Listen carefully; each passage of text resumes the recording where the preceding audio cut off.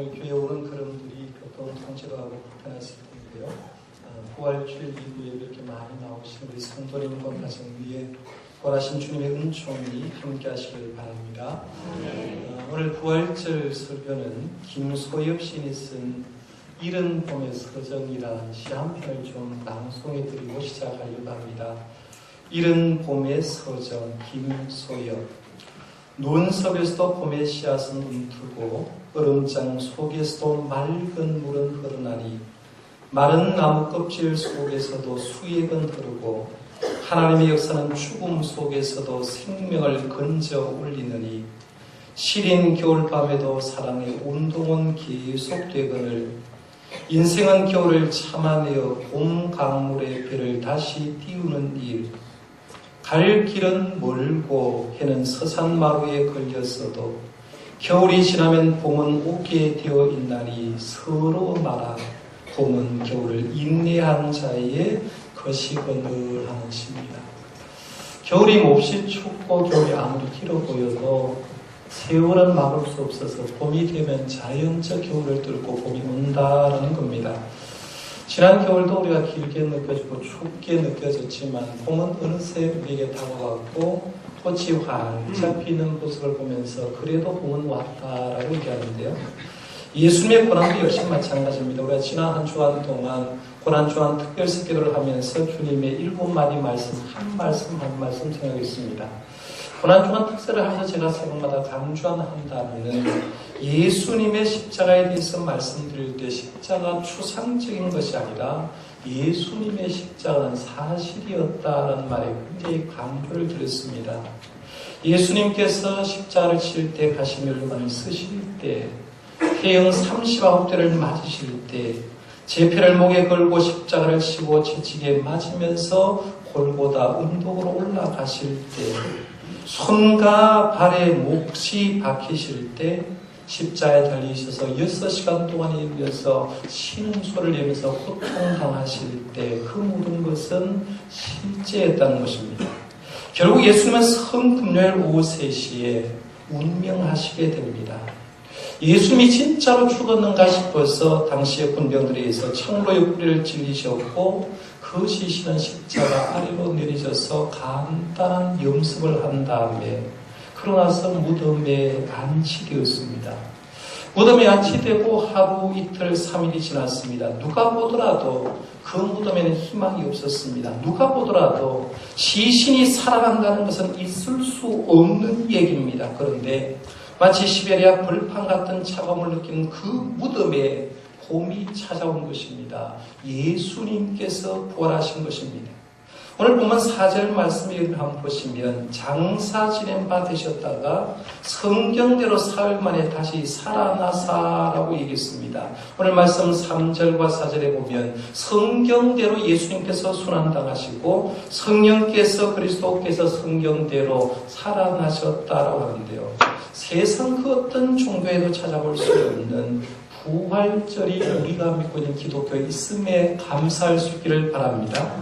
오늘 보면 4절 말씀에서 여러분 주의 깊게 볼 단어는 성경대로라는 말입니다. 3절 말씀에도 성경대로 그리스도께서 우리 죄를 위해 죽으시고 라고 했고요. 4절 말씀에도 성경대로 사흘 만에 다시 살아났다라고 이렇게 얘기하고 있는데 그래서 4절 말씀에 나오는 이 성경대로라는 말을 했을 때 이 성경은 구약 성경을 가리키는 말일 겁니다. 1차적으로는 그렇죠.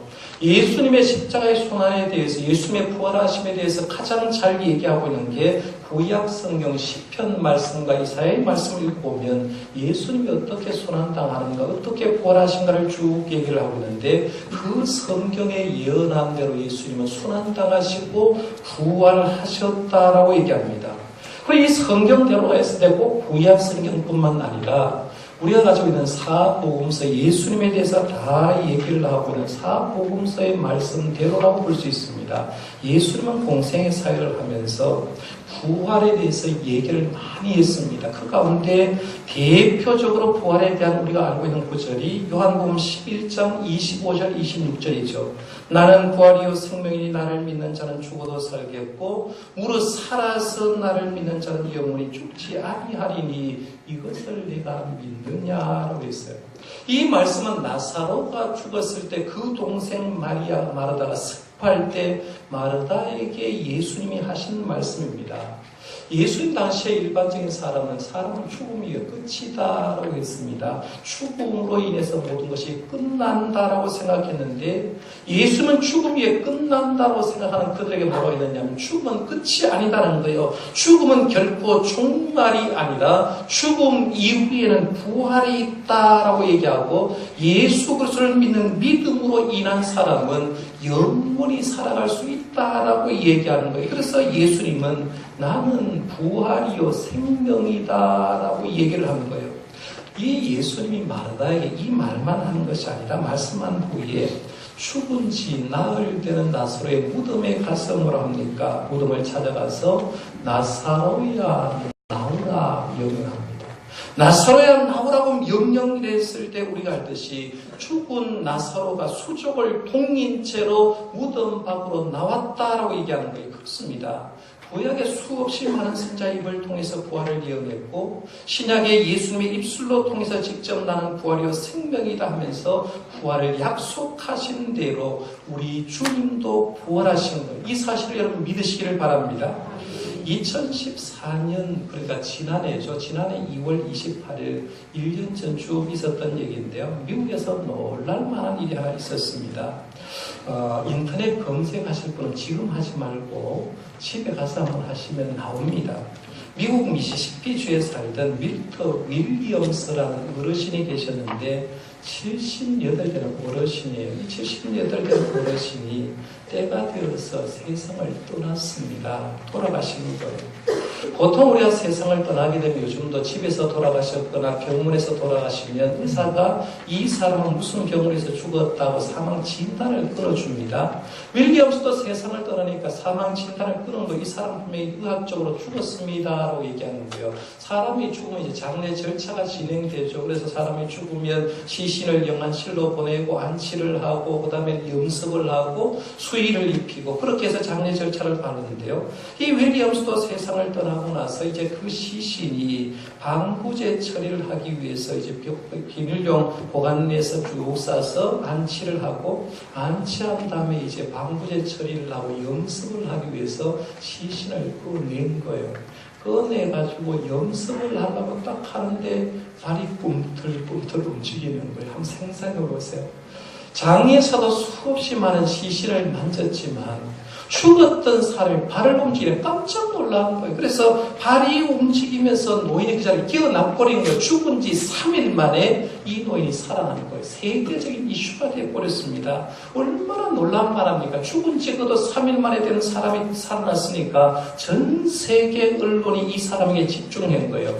그 이후에 어떻게 됐냐면 이 윌리엄스가 2주 후에 다시 세상을 떠났습니다. 다시 사망한 거예요. 그런데요, 사실은 죽음을 겪은 사람이 2주를 더 산다는 건 참 놀라운 겁니다. 우리가 생명이 얼마나 귀하냐면요, 1분 1초도 귀하기 때문에 그 가족에게 2주는 굉장히 귀했다고 얘기하는데 이 윌리엄스가 살아났다고 얘기하지만 이 살아나는 건 부활한 게 아니라 소생했다라고 볼 수 있습니다.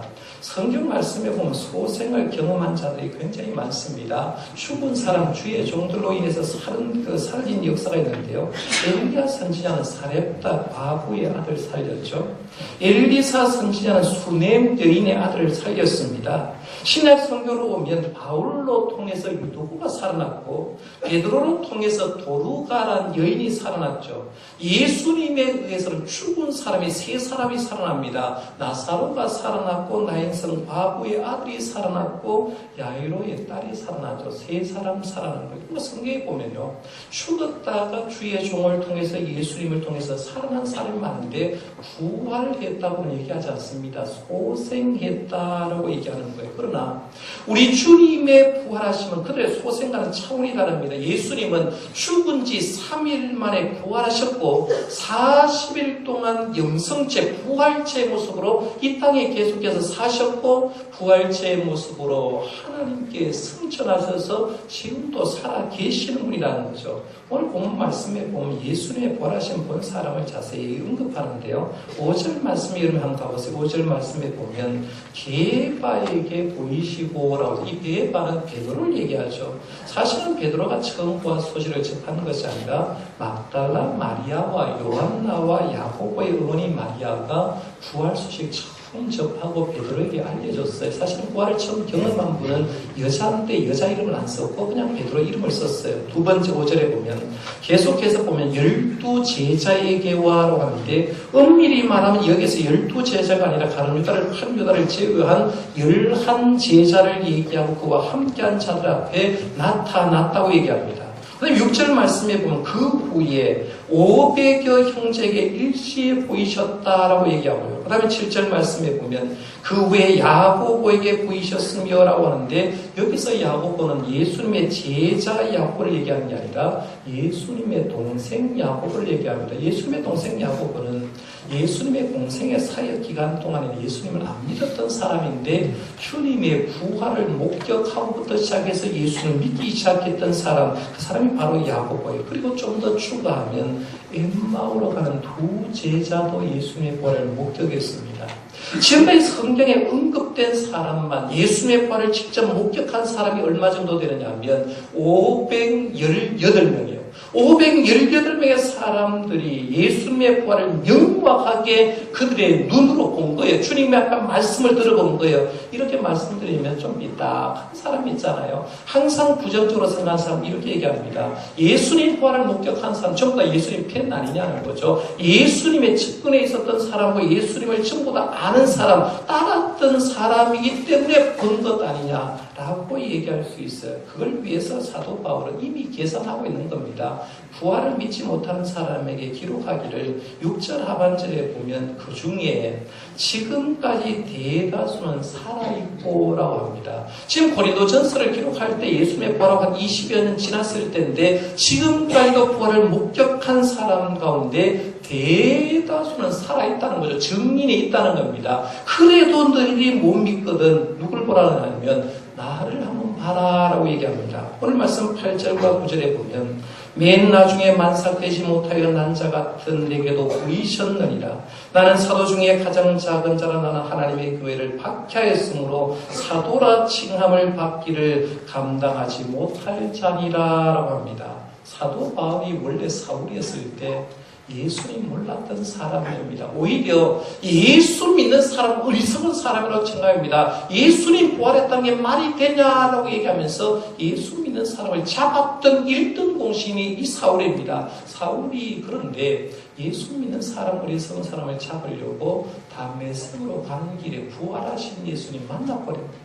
예수님을 만났고 예수님의 은성 듣고 예수님께 소명을 받았으니까 이 사도 바울이 얘기하는 겁니다. 그러니까 더 이상 부활의 증인 요구하지 마라. 내가 부활의 증인이다 하는 거예요. 여러분 세상에서요 가장 똑똑한 사람은 남이 보지 못한 걸 보는 겁니다. 남이 듣지 못한 걸 듣는 사람이 똑똑한 사람인 거예요. 우리가 똑같은 세상을 살아가지만 남이 보지 못한 걸 미리 보고 남이 듣지 못한 것을 미리 듣는 사람이 똑똑한데요. 세상에 가장 어리석은 사람도 반대 사람입니다. 남이 보았다는 걸 못 믿는 사람, 남이 들었다는 것을 못 믿는 사람인데요. 우리가 성경 말씀을 보면서 부활에 대해서 기록된 말씀, 부활의 현상, 부활의 증인을 보면서 부활을 의심하지 말고 온전히 믿으시는 저와 여러분들 되시기를 바랍니다.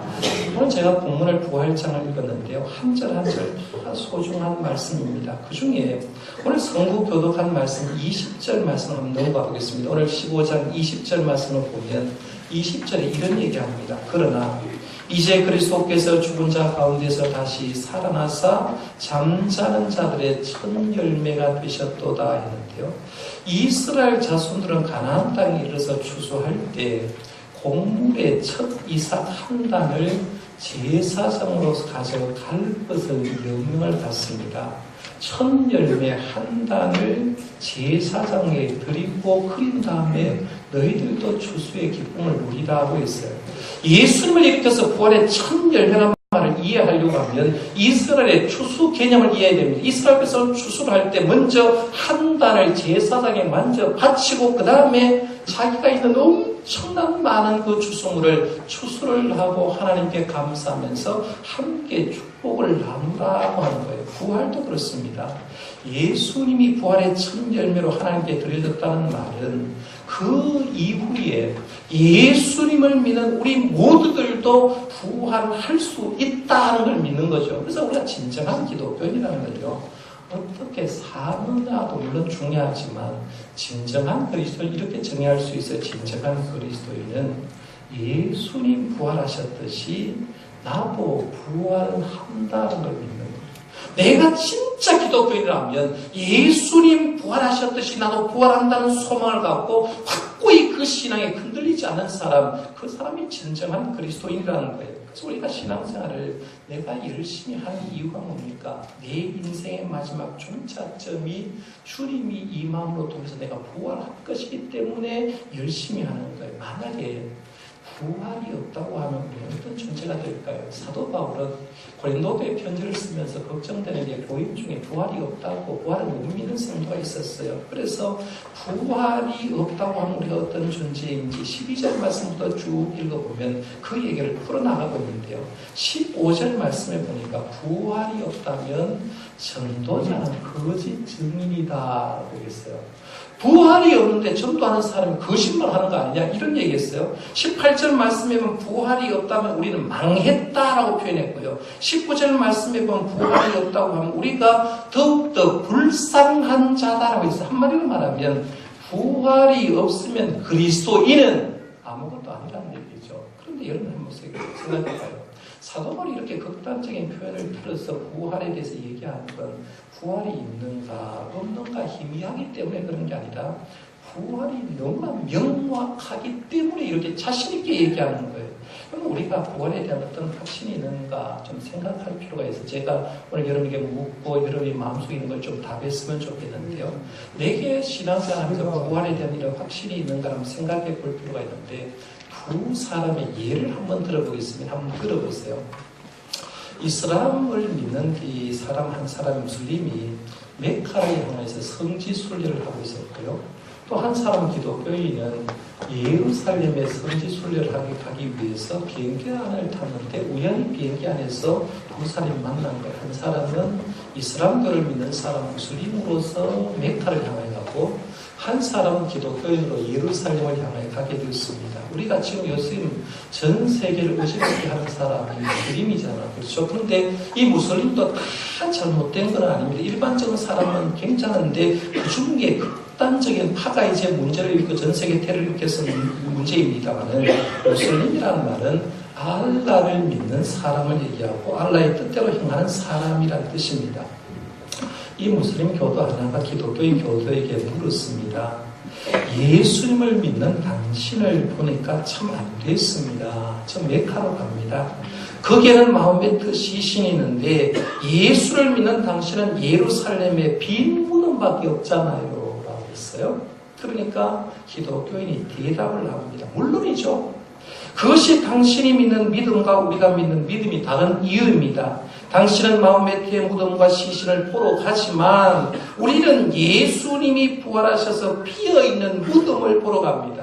당신의 종교는 죽어있는 선지자의 무덤을 보러 가는 종교이지만 우리는 살아계신 예수님을 찬양하는 종교입니다. 부활을 확신하는 성도의 예입니다. 반대의 예를 한번 들어볼게요. 유명한 기독교의 변증가고 스위스에 있는 라브리 공동체를 창설한 프란시스 쇠퍼 박사 얘기입니다. 저는 라브리 공동체를 지난 유럽 여성 투어를 하면서 가보면서 굉장히 아름다운 지역이고 이 쇠퍼 박사에 대한 감동을 좀 많이 받았는데요. 이 프란시스 쇠퍼 박사가 이제 젊은 신학자하고 미국에서 텔레비전 토론을 하기 시작했습니다. 토론 제목은 부활에 대한 거예요. 부활이 확실하냐 안 하냐 여기에 대해서 토론을 했습니다. 프란시스 쇠퍼 박사가 젊은 신학자에게 물었습니다. 부활 믿습니까? 라고 물었어요. 젊은 신학자가 대답합니다. 믿습니다. 예, 믿습니다. 라고 대답을 했어요. 그러자 세이퍼 박사가 다시 묻습니다. 예수 그리스도께서 정말로 죽었다가 3일 만에 살아났다고 믿습니까? 부활이 역사적이고 실제적인 사건임을 믿습니까? 라고 물었어요. 젊은 신학자. 신학자란 말은 하나님을 믿고 하나님께서 연구하는 사람이잖아요. 그 사람이 물었더니만 젊은 신학자가 머뭇하면서 대답을 합니다. 그거 중요합니까? 우리에게 의미가 있는 것은 부활의 역사성이 아니라 부활이 주는 교훈입니다. 절망을 딛고 일어서는 그런 것 말입니다. 라고 말하면서 역사성이 중요한 게 아니라 우리는 그 부활을 통해서 교훈 받는 게 더 중요한 거 아닙니까? 라고 대답을 하는 거예요. 그때 프란시스 세버 박사가 그 얘기 이렇게 합니다. 부활 사건이 없다면 그것이 주는 교훈이나 의미도 존재할 수 없습니다. 없었던 사건에서는 아무런 교훈도 나오지 않기 때문입니다. 라고 대답을 했다는 얘기입니다. 제가 무슬림 이야기를 하는 기독교인, 무슬림을 얘기하는 기독교인과 프란시스 세버 박사하고 얘기하는 신학자 얘기를 한번 해봤습니다. 오늘 부활주일을 저와 여러분 함께 드리는데요. 부활주일 드리는 우리 성도 가운데 두 종류가 있습니다. 한 성도는 예수님의 부활을 확실히 믿는 것은 물론이고 자신의 부활도 믿는 성도가 있고, 또 한 부류의 성도는 예수를 믿는다고 하면서도 부활에 대한 믿음이 힘이 있습니다. 전자입니까? 후자입니까? 기독교 신앙에서요, 6가지 정도의 신앙을 얘기합니다. 창조신앙부터 부활신앙까지, 재림신앙까지 얘기할 때, 기독교 신앙에서 제일 중요한 핵심 신앙이 뭐냐? 딱 한마디로 말하면 부활신앙이라고 할 수 있어요. 예수님께서 십자가에서 우리 죄를 대속하시고, 우리를 위해서 죽으시고, 3일 만에 부활하셨고, 예수님이 부활의 첫 열매가 되셨기 때문에, 우리도 예수 믿는 사람, 마지막 때 부활한다는 걸 믿는 것, 이게 기독교 신앙의 핵심입니다. 그런데 부활신앙은요, 예수의 부활을 믿는 것에 끝나는 것이 아니라 우리들의 부활도 확실하게 믿는 거예요. 우리도 때가 되면요, 세상 떠납니다. 저와 여러분들이 지금 탱탱하게 오래 살 것 같잖아요. 아무리 오래 살아도 100년 넘어가면 세상 떠나야 돼요. 우리 교회도 지금까지 제가 목회를 하면서 제일 오래 산 분이 최영훈 교수님 같은 경우 99세 백수를 누렸어요. 그런데 진짜 집의 나이로 100살 대간살 사는 거 아직도 우리 교회는 없었습니다. 많이 살아야 백수 정도 삽니다. 그러면 계산해 보는 거죠. 내가 50이다 60이다 생각해보면 여러분이 지금 1000년 만년 살 것 같지만 30년 40년 지나면 다 떠나야 돼요. 지금 여러분 여기 있는 학생들도 아무리 오래 살아도 100년 지나면 이 세상 사람 아닐 사람 굉장히 많습니다. 그냥 떠나는 거예요. 죽으면 의사가 사망 판단 얘기를 합니다. 대체적으로 암 걸려 죽었다, 심장질환 때문에 죽었다, 뇌혈관 질환으로, 폐렴으로, 고혈압성 질환으로 죽었다라고 사망 판정을 딱 내리는 순간 드디어 장례식 시작됩니다. 내 시신이 아무리 훌륭한 사람이라도 해도 병실에서 집에서 있지 못하고 시신 안치실로 냉장고에 들어가는 거죠. 그렇죠. 냉장고에 들어갑니다. 며칠 뒤에, 하루 이틀 뒤에 염습을 하게 되죠. 식히고 바르고 수의를 입히고 그 다음날 되면 3일장 하든지 4일장 하든지 5일장 하든지 세상 떠나면 화장은 한 7, 80% 화장을 하고 한 20% 정도 매장을 합니다. 화장하는 나중에 죄가 될 거고, 매장하게 되면 우리 몸이 썩어서 그냥 흙의 일부분으로 될 겁니다. 그러나 그렇게 해서 인생이 허무하게 끝나는 것 같지만 부활하신 주님을 믿는 우리들, 믿음의 씨를 가지고 있는 우리들은 예수님이 땅에 재림하실 때, 정하신 때가 되면 우리도 예수님처럼 부활체로 변하는 줄 여러분 믿으시기 바랍니다. 이게 부활신앙인 거예요. 이렇게 설명해도 아직도 부활신앙 안 믿겨지는 사람이 가끔 있어요. 어쩔 도리 없어요. 논리적으로 설명해도 안 되고, 설교해도 안 되고, 성경에 부활이 있다고 해도 안 되고, 예수님이 부활을 했다고 해도 안 돼요. 안 되면 어떻게 하느냐 하면 할 수 없어. 그냥 실비적인 사건이니까 성령님께서 이걸 만져주셔야 됩니다. 성령을 믿게 해주셔야 돼요. 그래서 안 믿겨지는 분은요, 성령님 안에서 부활신앙이 믿도록 기도해서 이를 믿을 수 있기를 바랍니다. 그럼 모두가 이제 확실하게 부활신을 가졌다고 가정을 한번 해보는 거예요. 그러면 더 하나 생각할 것은 뭐냐면 하나님의 능력으로 부활하게 될 그날, 그때 내 모습은 어떨까 한번 생각해 볼 필요가 있죠. 100세까지 사시다가 세상 떠난 분 우리는 좋다고 생각합니다. 그러나 100세까지 오래 장수하고 산 얼굴들은 분명히 30대에 죽은 사람보다 얼굴이 쪼글쪼글할 거죠. 전부 다 주름투성일 겁니다. 100세까지 살다가 주름투성이로 죽은 사람은 부활할 때 어떤 얼굴로 부활할까? 요즘 기독교는 가운데 장기기증 많이 합니다. 그래서 죽을 때 임종순간이 되면 이 사람의 몸을 장기기증을 할 때가 많은데, 예를 들어서 두 눈을 장기기증을 해서 남에게 살린 사람이 있다고 했어요. 두 눈을 잃고 세상 떠났어요. 부활할 때 두 눈이 어떻게 됐을까? 이 생각도 한번 해볼 필요가 있어요.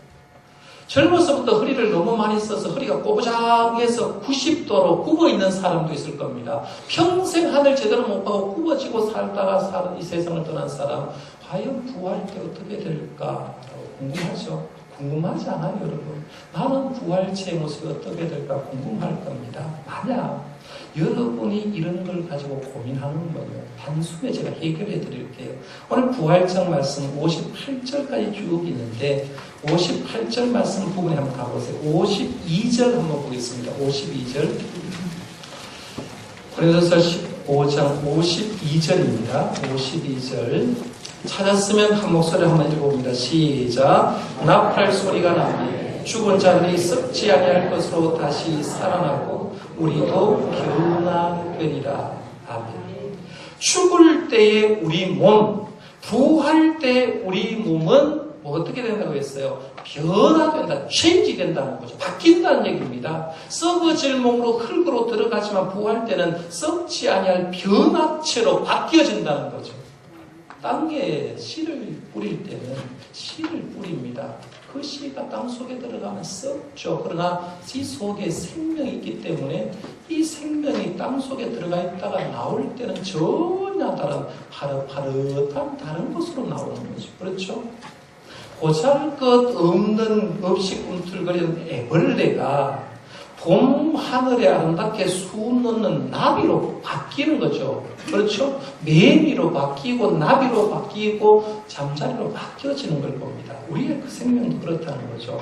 죽음이 생명으로 변화되고 영원한 그리스도의 생명으로 변화되기 때문에 우리는 부활체의 모습은 할머니의 모습도 아니고 눈보 모습도 아니고 주님께서 변화시킨 변화체의 모습으로 부활되는 줄 믿으시기 바랍니다.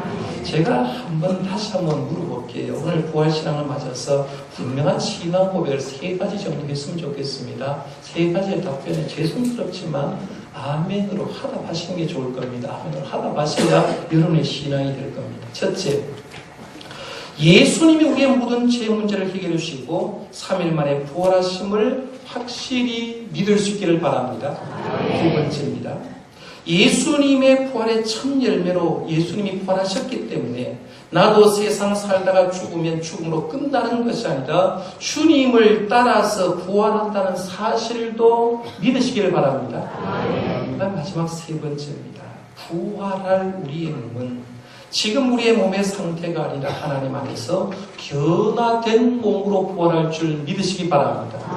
이 부활신앙은 분명만 있으면요 현실이 좀 어려워도 이겨나갈 수 있어요. 왜? 우리는 다 주님과 함께 부활하는 존재이기 때문에.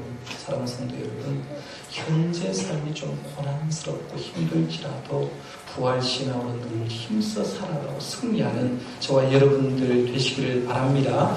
기도하겠습니다.